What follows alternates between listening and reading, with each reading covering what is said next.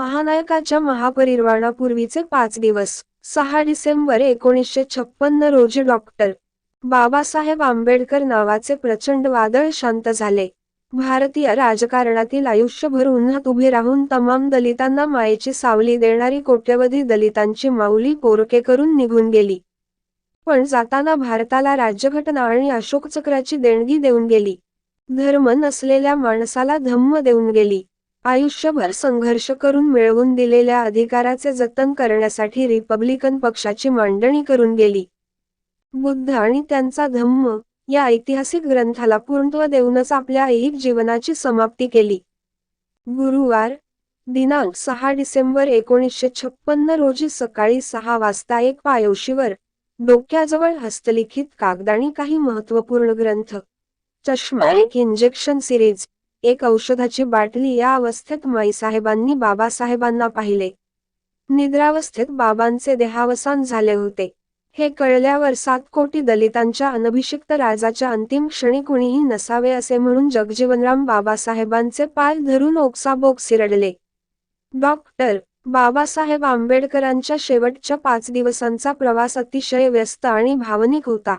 महामानवाचे शेवटचे 5 दिवस 1 डिसेंबर 1956 रोजी बाबासाहेबांनी दिल्लीतील मथुरा रोडवरील बुद्धिस्ट आर्ट एक्झिबिशन पाहिले. त्यातील विविध देशांतील बुद्धाचे पुतळे पाहिले.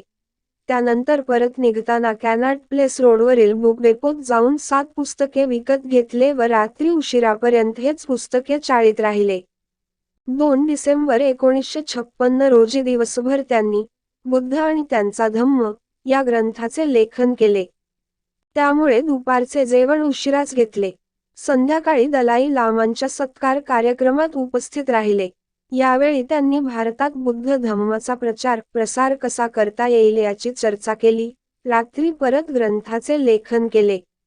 यावेळीच ते नानकचंद रत्तूंना म्हणाले की पुस्तके माझ्या हयातीत प्रकाशित होतील काय? बौद्ध धम्माचा भारतभर मी प्रचार करू शकेन काय? त्यावर नानकचंद रत्तू हां साहब एवढेच म्हणाले. पण बाबासाहेब आज थोडे थकलेले होते म्हणून रात्री 10:30 वाजताच झोपले. 3 डिसेंबर 1956 रोजी बाबासाहेब आंबेडकरांनी डिसेंबर 16 रोजी व मुंबईत बौद्ध धम्मदीक्षा समारंभ कार्यक्रम आखला तसे मुंबईच्या कार्यकर्त्यांना कळविले. नानकचंद रत्तूंना रेल्वेची फर्स्ट क्लासची 4 तिकिटे बुक करण्यास सांगितली. पण तिकिटे बुक झाली नाहीत. तेव्हा बाबासाहेबांनी 14 डिसेंबरची विमानांची तिकिटे बुक केली. 14 ते 18 डिसेंबरपर्यंत बाबासाहेब मुंबईत कुमारसेन समर्थ यांच्याकडे थांबणार होते.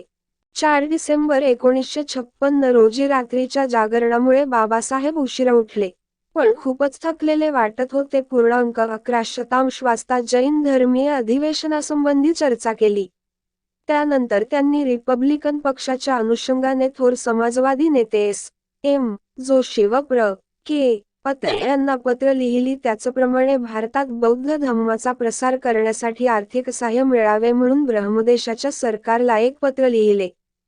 5 डिसेंबर 1956 रोजी बाबासाहेब मुंबईत होणारा धर्मांतर सोहळा, भारतात धर्माचा प्रचार या चिंतेत होते. दिवसभर उर्वरित ग्रंथाचे लेखन केले. हे ग्रंथ आपल्या हयातीत प्रकाशित व्हावेत अशी त्यांची तळमळ होती. रात्री त्यांना अस्वस्थ वाटत होते. अशा अवस्थेतही बुद्ध आणि धम्म ग्रंथाची प्रस्तावना लिहिली. पत्रे जोशी यांना लिहिलेली पत्रे डोळ्यांखालून घातली. झोपेचे इंजेक्शन घेऊन झोप येत नव्हती. हे सारे जवळून नानकचंद पाहत होते. या अनुषंगाने ते म्हणतात, मला बाबासाहेबांचा चेहरा थकलेला दिसत होता. अशा अवस्थेतही त्यांनी मुंबईच्या तिकिटाची कार्यक्रमाची चौकशी केली. तेवढ्यात स्वयंपाकी सुदाम बाबांनी जेवणास बोलावले. डायनिंग हॉलचा मार्ग ड्रॉइंग रूममधूनच होता.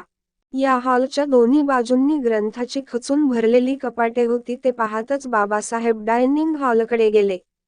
इच्छा नसतानाही 2 घास खाल्ले.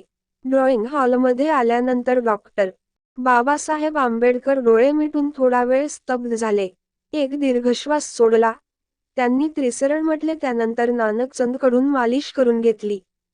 मसाज झाल्यानंतर काठीच्या आधाराने उठले व उठतानाच चल कबीरा तेरा भवसागर डेरा असे म्हणाले. नानकचंदांना बुद्ध गीताची रेकॉर्ड लावण्यास सांगितली. त्यांना चिंता होती दलितांच्या भविष्याची. रात्री 11:15 वाजता नानकचंद्र तू घरी जाण्यास निघाले, पण परत बाबासाहेबांनी बोलावून घेतले. त्यांनी लिहिलेली पत्र जवळ ठेवण्यास सांगितले. 11:30 वाजता नानकचंदांनी बाबासाहेबांची परवानगी घेतली. रत्तूंनी बाबासाहेबांचे जवळून शेवटचे दर्शन घेतले. अखेरचा प्रवास 6 डिसेंबर 1956 रोजी सकाळीच बाबासाहेब निघून गेल्याची बातमी स्वयंपाकी सुदामबाबांनी दिली. नानकचंदांनी दिल्लीच्या प्रसारमाध्यमांना ही बातमी दिली. 11:55 मुंबईच्या पी. सोसायटीच्या ऑफिसमध्ये फोन केला. घनश्याम तळवटकर यांना प्रथम बातमी दिली. त्यानंतर औरंगाबादला फोन करून बळवंतराव वराळे यांनाही दुःखद बातमी सांगितली. त्यानंतर वा यासारखी ही बातमी सर्वत्र पसरली. दिल्लीच्या निवासस्थानी तत्कालीन पंतप्रधान पंडित जवाहरलाल नेहरू इतर मंत्री यांनी भेट दिली.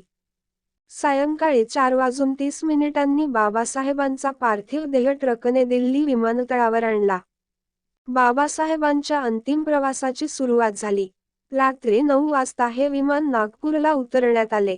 ज्या ठिकाणी दीक्षा समारंभ झाला त्या ठिकाणी त्यांचा देह अंतिम दर्शनासाठी 9 ते 12 वाजेपर्यंत ठेवण्यात आला. 12 वाजता हे विमान नागपूरहून निघाले व रात्री 1:50 मुंबईच्या सांताक्रूझ विमानतळावर पोहोचले. त्या ठिकाणी लाखोंचा जनसमुदाय जमलेला होता. त्या ठिकाणाहून बाबासाहेबांना राजगृहावर आणण्यात आले. त्या ठिकाणी प्रचंड आक्रोश सुरू होता.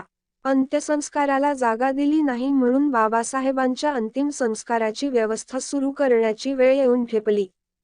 हिंदू कॉलनीच्या हिंदू स्मशानभूमीत अंत्यसंस्कार करू न देण्याची हळूच चर्चा सवर्णात असल्याची जाणीव झाली. तेव्हा कार्यकर्ते अस्वस्थ झाले, पण त्यांनी निर्णय घेतला. मी हिंदू म्हणून मरणार नाही अशी प्रतिज्ञा करणार. या बाबासाहेबांचा अंतिम संस्कार हिंदूच्या स्मशानभूमीत कशाला व प्रचंड गर्दी लक्षात घेता त्यांचा अंतिम संस्कार शिवाजी पार्कवर करण्यावर एकमत झाले. पण तत्कालीन म्युनिसिपल कमिशनर पी.आर. नायक यांनी विरोध केला व परवानगी नाकारली. त्यानंतर सध्या मुंबईत असलेल्या आंबेडकर महाविद्यालयाच्या ठिकाणी मोकळे मैदान होते, तेथे अंत्यसंस्कार करण्याचे ठरले. पण ती जागा देण्यासाठी काँग्रेसने विरोध केला. तेव्हा बाबासाहेबांच्या जवळचे कार्यकर्ते सी.के. बोले यांच्या मालकीची जमीन होती.